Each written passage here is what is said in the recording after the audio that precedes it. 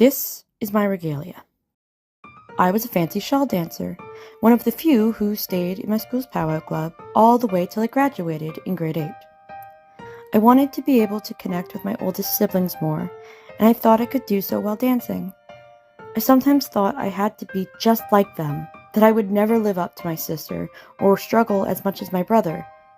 I had some pretty big shoes to fill. I learned as time went on that being myself was more important.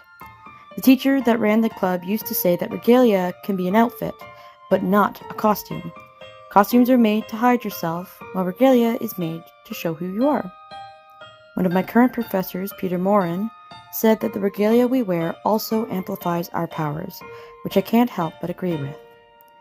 I write and tell stories. I create things. I teach and I learn, and my regalia allowed me to do all of those without expending any material.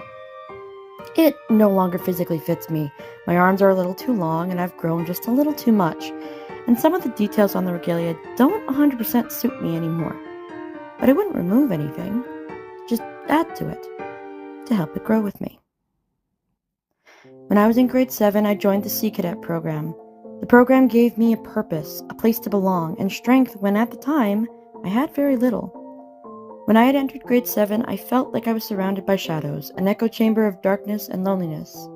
This program got me through it. My uniform and my regalia had that in common, among other things, like showing my journey through small sewn-on pieces. It gave me pride to know I was representing Ontario's future, and both came with me as I became the leader in their respective programs. My purpose in cadets was never really to get the shiniest medals or to be the head of the unit, but to push others where they needed to go. When I became Chief PO2, I thought that was it for me, until on my last day, my coxswain told me that if I had had the time, I would have made Chief PO1, the highest rank. She's also the reason I got my parade position, Chief Bosun's mate. On April 25th, 2024, I officially aged out and asked, what now? 6 years of everything and suddenly nothing. I felt lonely again. I had no direction. No one needed me. I was in the dark. So I applied to become a CI, and now I continue to give back to the program that gave me so much. I'm a very musical person. Not only was I a band cadet, but I am a band officer now. I was also in many choirs and play many instruments, and I even cover and write songs now.